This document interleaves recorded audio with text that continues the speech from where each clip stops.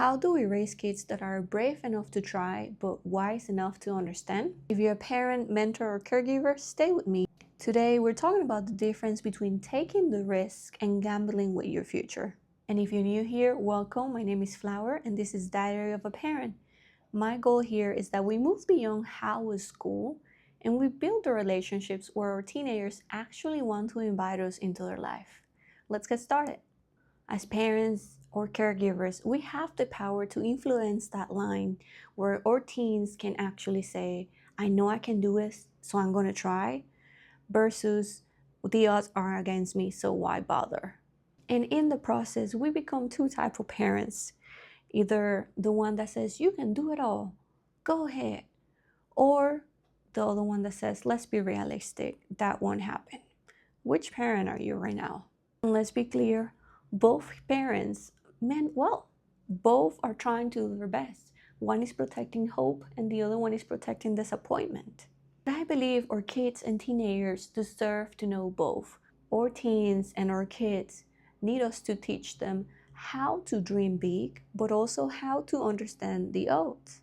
And that's what I was thinking when I wrote this entry on Diary of a Parent, available on Amazon, my book. The entry came after a conversation I had with two of my besties. They were both turning 18 around the same time, and we were starting to talk about lottery tickets.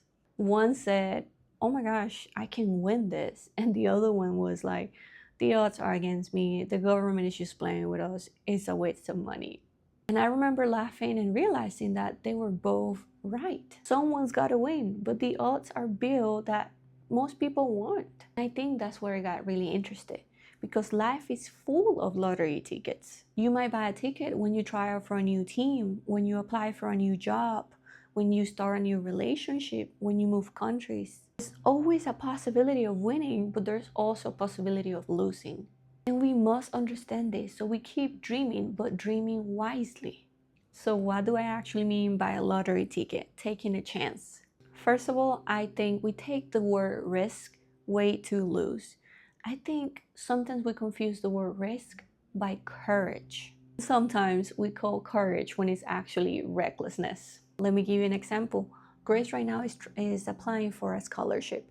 That's a risk. It's a healthy risk. The cost of applying is small compared to the possibility. Now imagine I tell you, Grace comes to me and tells me, Mom, I'm going to apply for this scholarship, so I'm going to forget about everything else. I'm going to give it my all. I'm going to stop going to school so I can lock in and do everything that this scholarship requires. I'm not going to do any research. Everything is in there. I'm not going to look at other options. This is all in or nothing. Now we're having a different conversation. The dream, the risk, still good, but the lack of wisdom around the risk is the issue. And my job as her mother right on that moment would be not to crush her dream, is to teach wisdom. How would that sound like? You can go for it, but let's make a plan. And that's what takes me to the two extremes that we must avoid. We have one kid that grows up thinking, if I work hard enough, I can do everything. And we have the other one that says, the odds are against me, this is too hard, why even bother? Neither one of them is prepared for adulthood. We know adulthood will hand us disappointment. To both the kids, the one that says they can do it all and the one that says that the odds are against them. The first child might experience disappointment and will think, what's wrong with me? And the second child will probably get a huge opportunity and never take it because what's the point? And if you're a parent watching this, I know you want something different for your kid. I want a teenager that says, I want this, it's a risk, but I'm gonna work for it. This might not work, but it's still worth trying. It's that confidence that says, even if I don't win, I can still handle the outcome. And this takes me to, what do we do with disappointment? I believe this is where parenting is crucial, really, really important, because it's really important that we teach them how to win and how to celebrate that.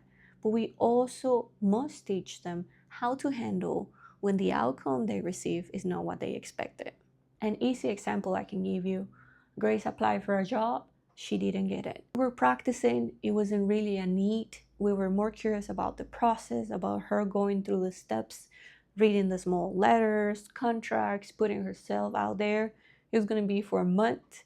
Again, we were there for the experience and we got it. Trust, we got it. That's for another video.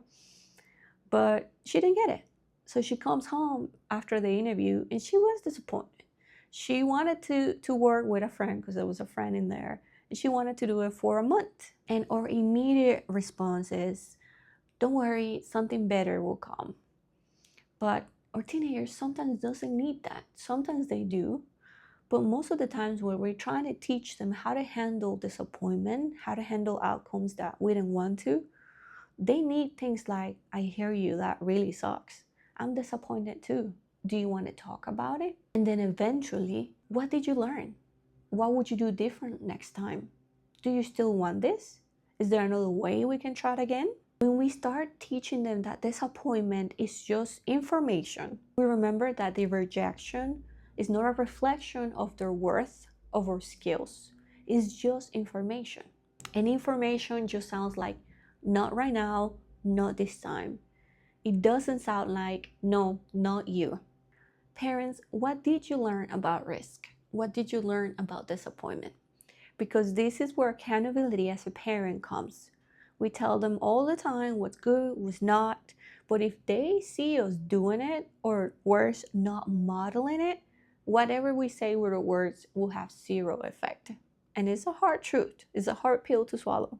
So as parents, let me ask you, did you grow up thinking that stability was the only option? That taking risks was foolish? Or maybe the opposite. Maybe you grew up watching adults that were always gambling, playing, and they call it following their dreams. The importance of answering these questions is because we become aware. And once we're aware, we're able to make the changes. Our kids will inherit our relationships with risk. No, it doesn't matter if we talk about it or not, they will inherit by watching us. So sit down alone, take a minute with God, look at your life and ask yourself, when have you chased a lottery ticket and what did it cost you? Maybe it was a career, your relationship, a business, moving somewhere, trusting someone. And yes, maybe that risk was worth it. Maybe it wasn't. But what did it teach you? Because that right there, that's the wisdom, that's the information that shows you are able to have these conversations with your kid. You are equipped to have these type of conversations. And if you feel like you're not, you can still learn. It's easier as a saying, let me teach you what my mistakes taught me. There's a sentence at the heart of this entry that I really, really loved. It says, you can learn to dream big without betting everything on it. That's the balance I'm trying to teach my daughter. You want to become a writer? Write. You want to become an athlete? Train. You want to start a business? Do the research. But do not confuse building your dream with ignoring reality. You can be hopeful and still read the fine print. You can still pray and do the hard work. I deeply, deeply believe in the benefits of teaching our kids this. As I see it, I have seen it with my own daughter. If you're a teenager watching this, you are allowed to want something that is difficult. You are allowed to try, fail, and try it again. You are allowed to change your mind. It's okay to say or hear no. You are allowed to realize that the dream you had at 16 is not the same dream you have right now at 25. You do not have to call yourself a failure because something didn't work out. But please, know the odds. Know what you're risking. Know what's the cost. Know what you can afford to lose. And for the parents, here are 3 things you can start today to start raising this type of teenagers. The type of teenager that dreams boldly, but does not become reckless with their future. Let them try, let them fail, let them experience disappointment, but stay close enough so they don't have to figure out alone the difference between courage and recklessness completely alone. And once you get the book, there is 3 questions for teens and 3 for parents.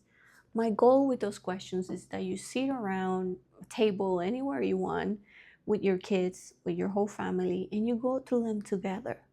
This is the space for teenagers to be seen, to be safe, and to explore under the safety of your parents And for us parents, these questions is the perfect moment for you to listen to what's going on inside of inside of your kids, but also to pass down that information, the wisdom, your years, to learn to try it again. So today, I want to encourage you to find that middle ground, because we cannot raise teenagers that become young adults thinking that the goal of life is to avoid losing. Because if they walk around like this, they're going to be not living for a long time. But also, let's not raise teenagers that become young adults that risk everything for a dream. Every big dream deserves a plan. Every big dream deserves wisdom. So let's hold hope and wisdom, faith and preparation, courage and responsibility. You are able to teach your children, go for it, and let's think this through it together. One day you won't be there, but you would have taught them whatever they need to think through it on their own. If this conversation sparks something new into you, I want to hear in the comments. What kind of parent are you right now? And also, if you're trying to become a more calm, more intentional parent, I created the free Calm Parent Starter Pack. I'll link it down below. Everything we do starts with a more calm, more intentional parent. Thank you for being here.